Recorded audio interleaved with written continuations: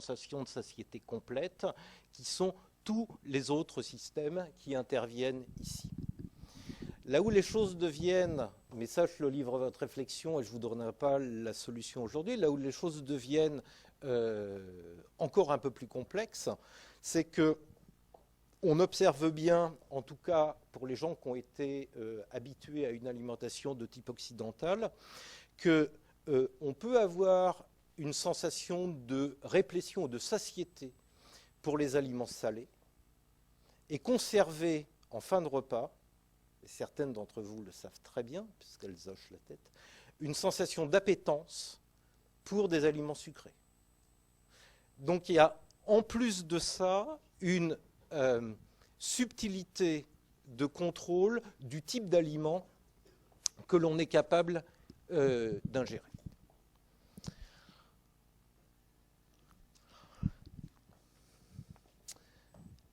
Donc il nous reste à détailler les motricités segment par segment. On va peut-être faire ça après une courte pause. Et en commençant par le commencement, par la mastication.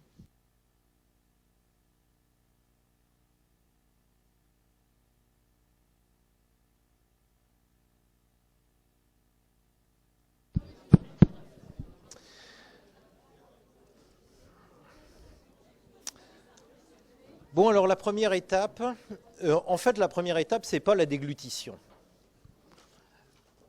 Ou en tout cas pas toujours, parce que dans un certain nombre de cas, surtout quand on considère les substances solides, la première étape c'est la mastication.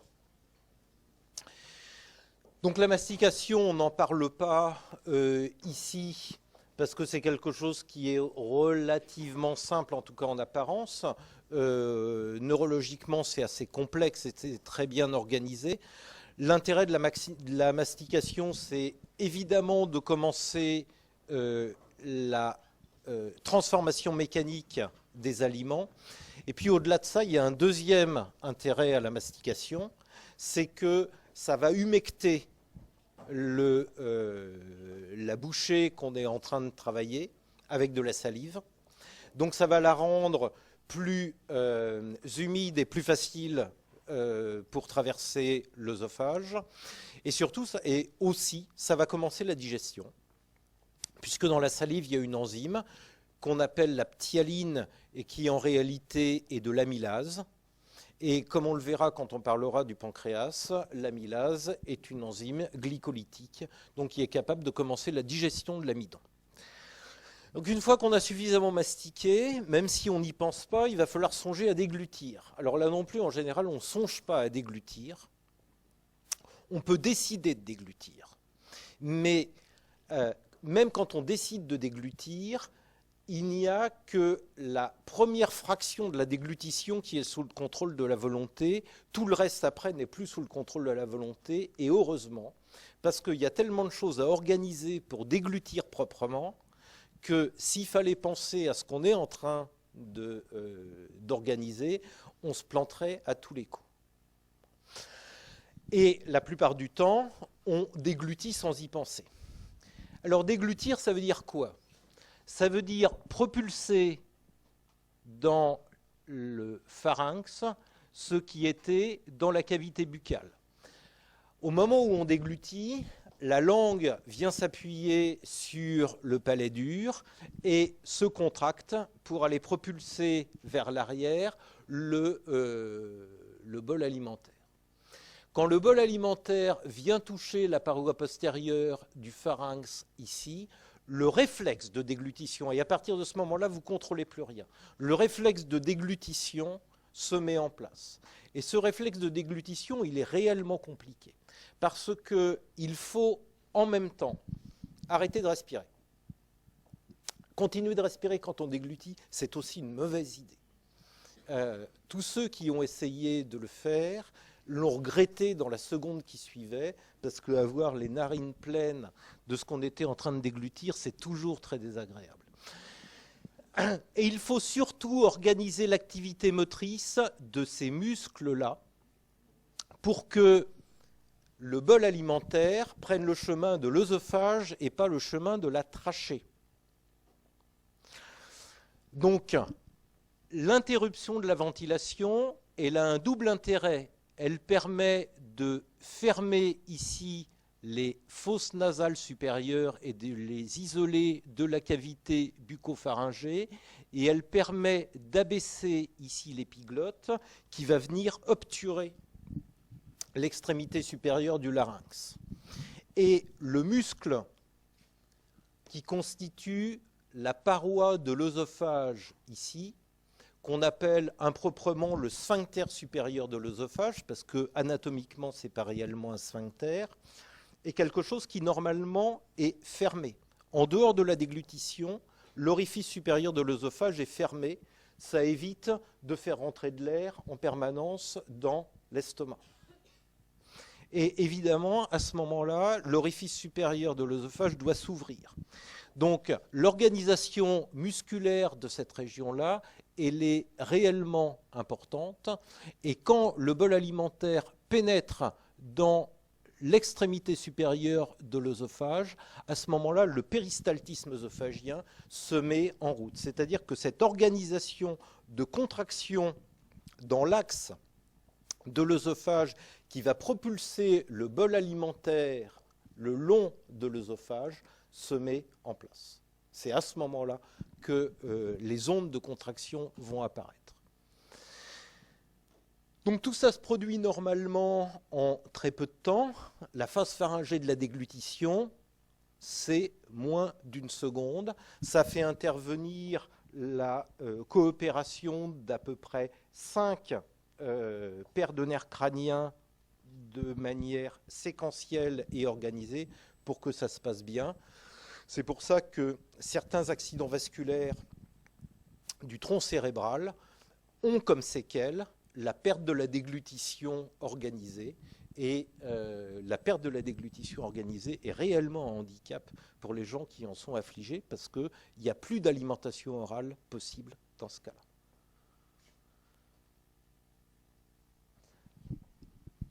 À cette phase pharyngée de la déglutition fait suite, évidemment, la phase œsophagienne de la déglutition. Normalement, cette phase œsophagienne dure moins de 10 secondes. Donc il faut moins de 10 secondes au bol alimentaire pour aller de l'extrémité supérieure de l'œsophage à l'extrémité inférieure de l'œsophage. L'extrémité inférieure de l'œsophage, pour sa plus grande partie, comme je vous l'ai dit, c'est du muscle lisse. Les 2 tiers inférieurs, c'est du muscle lisse. Et l'innervation de ce muscle lisse est exactement celle qu'on a décrite, c'est-à-dire qu'on a des plexus du système nerveux entérique. Ces plexus, comme on l'a vu, sont essentiellement des plexus mi-entériques. Il y a très peu de plexus sous-muqueux dans l'œsophage. Et ces plexus mi-entériques sont en connexion avec le système parasympathique par l'intermédiaire du nerf vague. Dans la partie supérieure de l'œsophage, le premier tiers, c'est du muscle strié. Et là, l'organisation est un peu différente dans la mesure où il y a des plexus sous-muqueux, mais l'innervation sympathique se fait directement vers les fibres musculaires sans passer par le plexus sous-muqueux. Ne me demandez pas pourquoi c'est organisé de cette manière-là, à cet endroit-là, c'est quelque chose qui n'est pas très clair. Évidemment, une partie de ces plexus sont des plexus sensitifs, donc ils sont sensibles à l'étirement. Et c'est eux qui vont déclencher le phénomène de propulsion du bol alimentaire. Et voilà un bon exemple de ce que je vous disais tout à l'heure, quand on prenait un exemple général. Donc ici, vous avez une coupe d'œsophage avec la muqueuse œsophagienne, et puis vous avez le bol qui vient d'être avalé, et ce bol, évidemment, produit une distension. Cette distension est intégrée par ces neurones sensitifs qui vont donner l'information aux neurones moteurs qui sont en amont de se contracter et aux neurones moteurs qui sont en aval, au contraire, de se relaxer. Et non seulement ça va se produire, mais ça va accompagner la migration du bol alimentaire. Alors on peut faire un enregistrement à différents niveaux de l'œsophage, de ce qui va se produire en termes de pression régnant dans la lumière de l'œsophage. Donc ici, on peut mettre un capteur de pression à l'extrémité supérieure, au premier tiers, à la moitié, au deuxième tiers, et puis ici, à la jonction entre l'œsophage et l'estomac, et enregistrer au cours d'une déglutition œsophagienne comment les pressions vont varier. Alors il y a plusieurs choses à remarquer. La première, c'est que ici, on est avant la déglutition. Et dans la plupart des sites où on va placer un capteur, la pression en dehors de la déglutition est une pression nulle, c'est-à-dire en fait que c'est la même pression que la pression atmosphérique. Mais si vous regardez quelle est la pression à l'extrémité supérieure de l'œsophage et à l'extrémité inférieure de l'œsophage, elle n'est pas nulle. Donc ces zones-là, en dehors de la déglutition, sont contractées. Ça a pour intérêt, comme je vous l'ai dit, pour l'extrémité supérieure de l'œsophage, d'éviter que de l'air rentre dans l'œsophage et finalement dans l'estomac en dehors des périodes ou des moments de déglutition. Et pour le sphincter inférieur de l'œsophage, ça a comme intérêt d'éviter au liquide gastrique de refluer dans l'œsophage.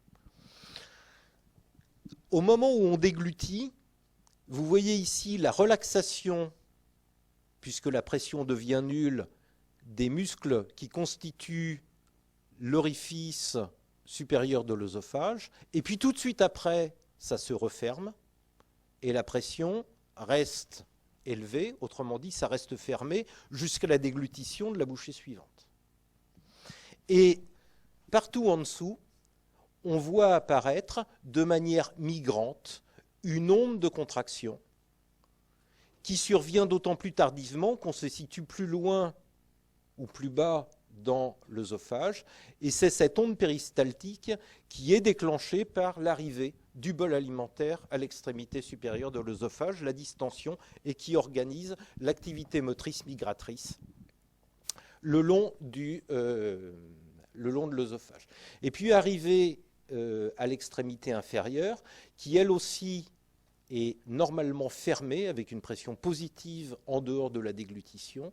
Cette extrémité inférieure, en fait, elle se relaxe d'emblée dès que la déglutition est initiée. Donc dès que quelque chose arrive à l'extrémité supérieure de l'œsophage, immédiatement l'orifice inférieur, ce qu'on appelle le sphincter inférieur de l'œsophage, se relaxe et va relaxer ou rester relaxé jusqu'à ce que l'onde péristaltique arrive. Et puis, une fois qu'elle est arrivée, ça va rester fermé.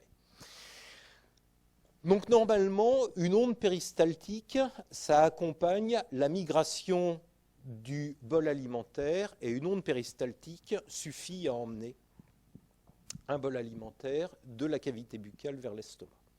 Si ça ne suffit pas, autrement dit, imaginons que vous ayez avalé quelque chose, que la première onde péristaltique ait réussi à l'emmener jusque-là, mais que malgré le fait que l'onde ait continué à progresser, le bol alimentaire, lui, soit resté coincé ici, il y a une deuxième onde péristaltique qui va naître, donc qui n'est pas représentée ici. Cette onde péristaltique, elle va naître à l'endroit où le bol alimentaire est bloqué et va ensuite migrer, comme la première, dans toute la partie d'aval. Et si la deuxième ne suffit pas, il va en arriver une troisième, etc.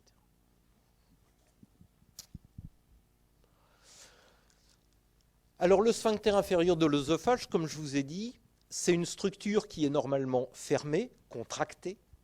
Le muscle est contracté en dehors de la déglutition. Dès qu'on commence à déglutir, le muscle se relaxe.